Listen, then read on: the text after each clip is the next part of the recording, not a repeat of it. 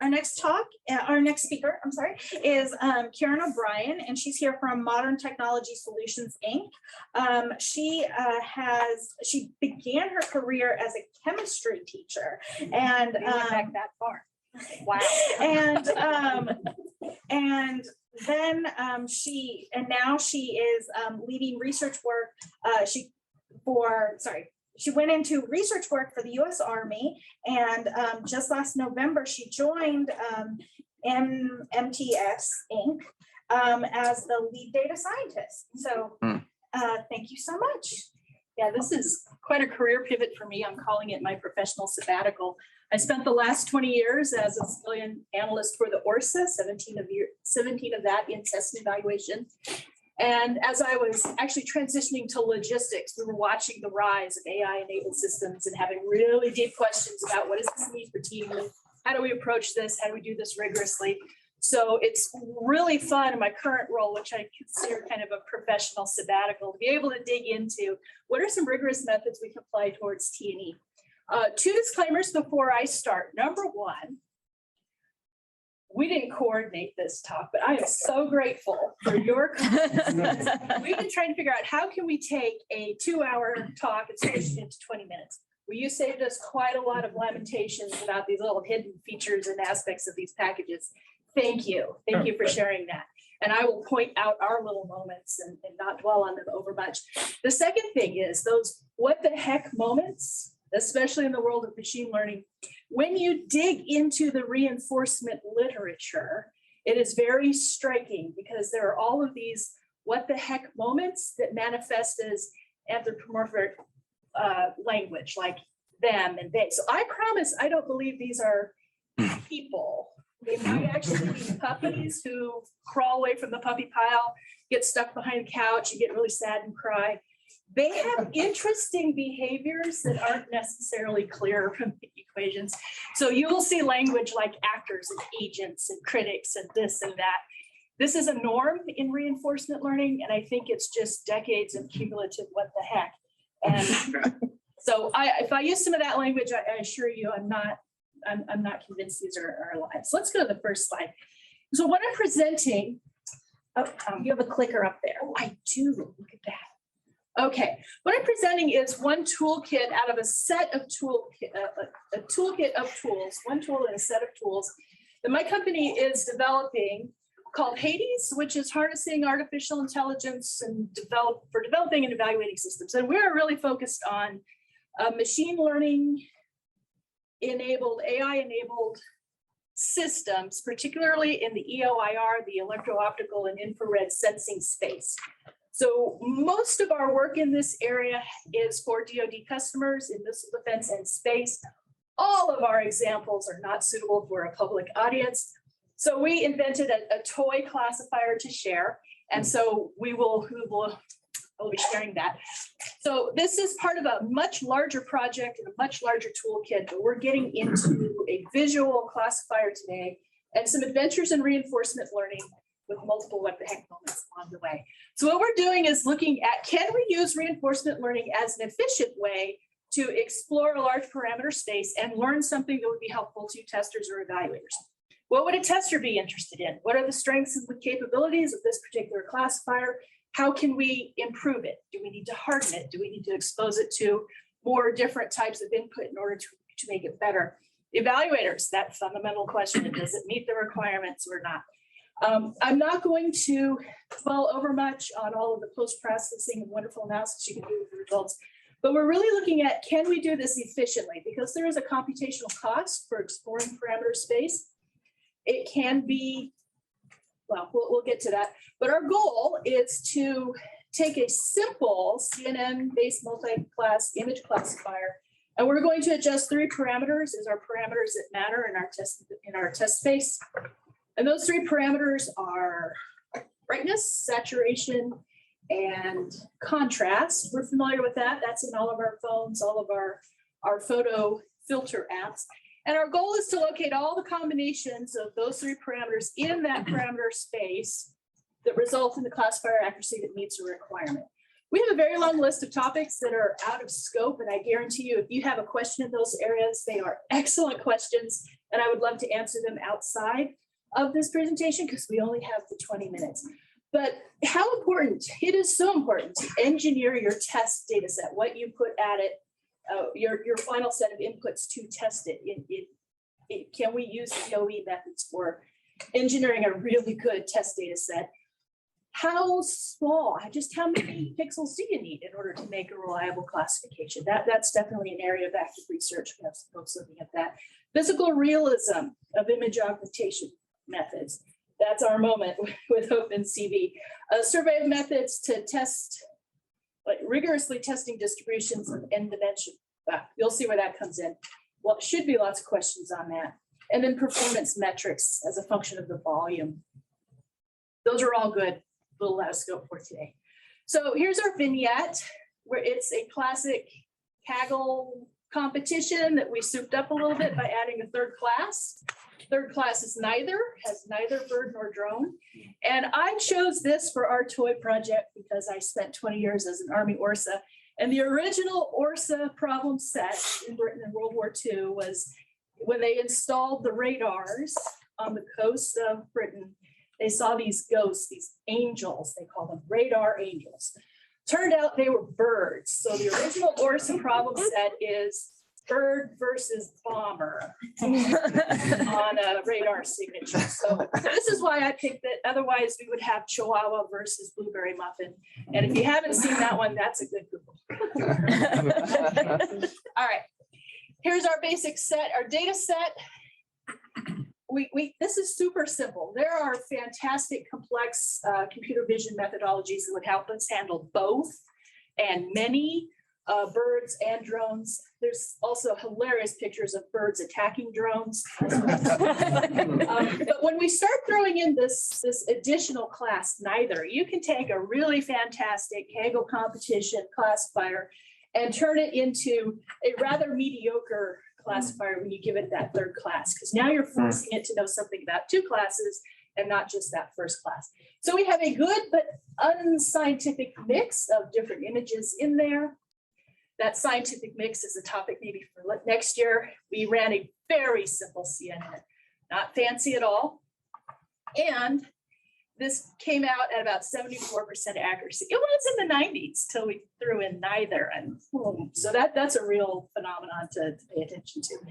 And then so we took our classifier once we had it all nice and trained, and we gave it a new set of data in which we were varying brightness, contrast, and saturation. Now, we didn't do that treatment during training, so we just got to see original images. We zoomed them, we rotated them a little bit. But for our independent test, we decided that in our operational environment, brightness, contrast, and saturation are things you reasonably expect to vary throughout the day. So let's vary those in our test. Okay, with me so far? This is all a preamble. Turns out varying brightness, saturation, contrast in a physically realistic way is not easily accomplished by all of the easy to use off the shelf image augmentation methods. So we worked with CV from OpenCV, CV2 from OpenCV, and the way it alters images is not at all the way our eye perceives changes of light and color throughout. So that was about 2 weeks tracking that down, and we're still not completely happy with the ability to independently alter brightness, contrast, and saturation without all sorts of additive and synergistic effects. So it's not perfect, but wow, that took us down a rabbit hole. So we set up a big grid search. Well, the other funky thing about OpenCV, you'll see this. One is the original photo unaltered. We ran a range of 0 to 3. So thinking in terms of brightness, 3 would be maximum brightness, a pretty much all white image. 0 would be an all black image, and it gets a little complicated about that. So it's not linear, it's not symmetrical, and I'm sorry, but that's OpenCV. Okay, so we did this big grid search. And here are two things that are real, and this is a problem of all things machine learning. but also it hits really hard. Test and evaluation of machine learning. That was a cool effect there. That's good. So we have the curse of dimensionality, and you've probably heard this, but this gets rough really quickly. It doesn't take too many dimensions before you have an impossibly expensive test, can never be executed. It's too long, too expensive. So how do we deal with that? We put together a beautiful design of experiments, right? We think about the factors and conditions that really matter. And then we agree that we're going to apply a grid to that. We're going to take these 24 beautiful hours of light and dark, and we're going to chunk them into light and dark. And we hope that there's not some weird phenomenon that at 12:05, 5 minutes after solar noon, induces a failure mode, and we never catch that with the grid design for day and night. So we trust, we do some thinking, and we agree on priority factors and conditions and levels, and we put together a nice design. And that's going to be an adequate and we hope robust test. It's going to allow us to make some statements about how well the system does, meeting requirements. It should maybe give us some power and confidence. And then it goes through the adjudication process. It's completely gutted, and we're left with sadness because now we don't have an adequate test set. I see people cringing. Been there? Yes. But we agree that this is probably the best we can do. And this happens with testing these AI ML things. It doesn't take much before you're into such a computationally expensive space that same idea of budget constraint applies. You're not going to have schedule for it. You're not going to have compute resources for it. So we have to do something more efficient than the equivalent of a full factorial. Now, in reinforcement learning, we have this additional curse called exploitation versus exploration. Exploitation is when it narrows in on the thing it needs to do, and it just stays there and it follows it to its logical end. Exploration is getting out to the parameter space a little bit, looking around, learning. And this is a hard trade, a very hard trade. And this pops up if you have a large parameter space, you can spend all your time exploring and learn nothing. Or you can learn about the corner behind the couch where little puppies can go be sad. It's a low reward space. They sit back there, they cry, they learn nothing. They're like puppies. They wander off to the corner and just stay there.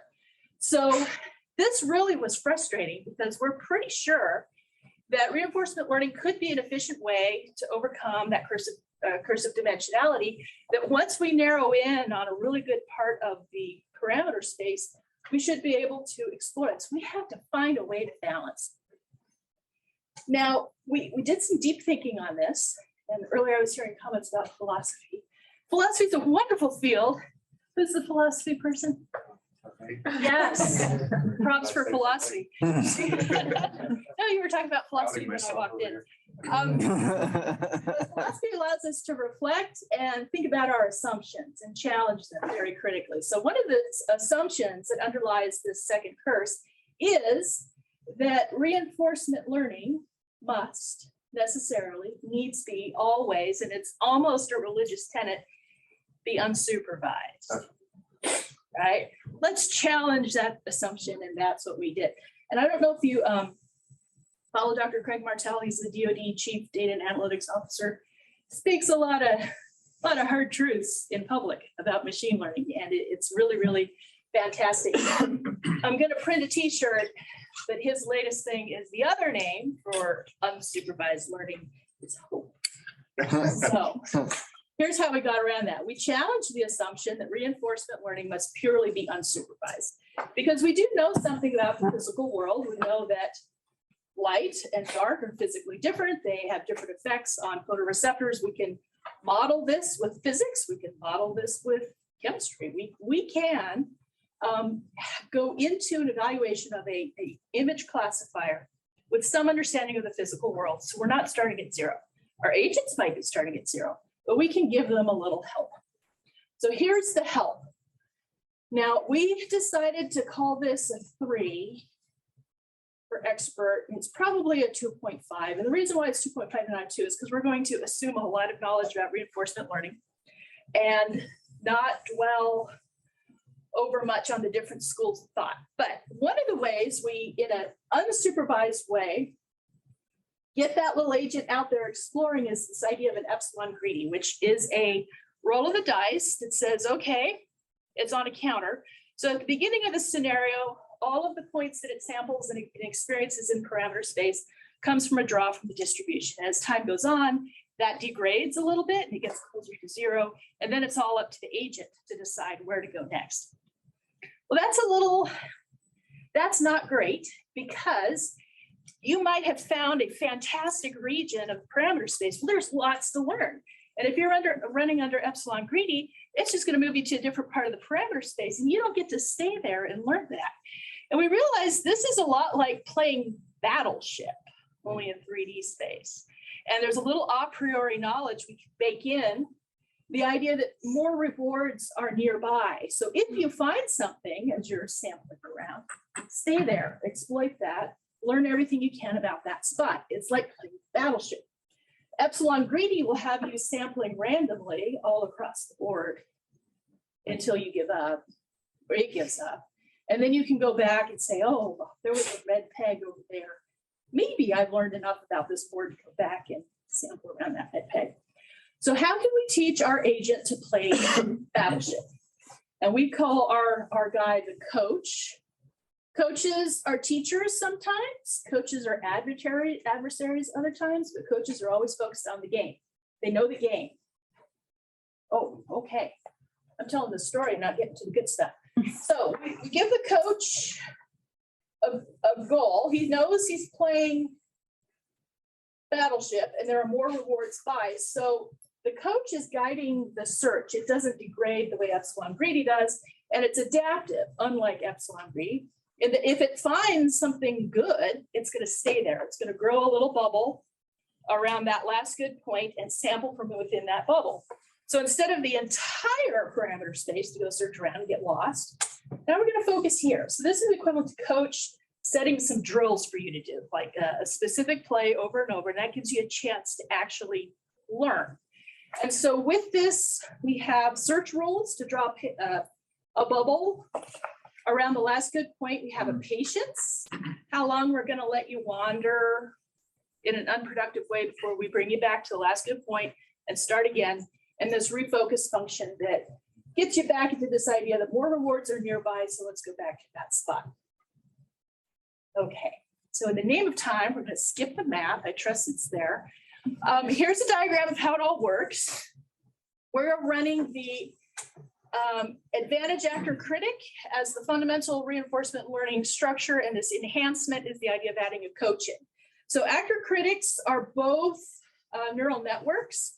The actor is learning about what the next set of values to try should be. The critic is thinking about the reward, and there's every single thing on this slide has hyperparameters, lots and lots and lots of hyperparameters.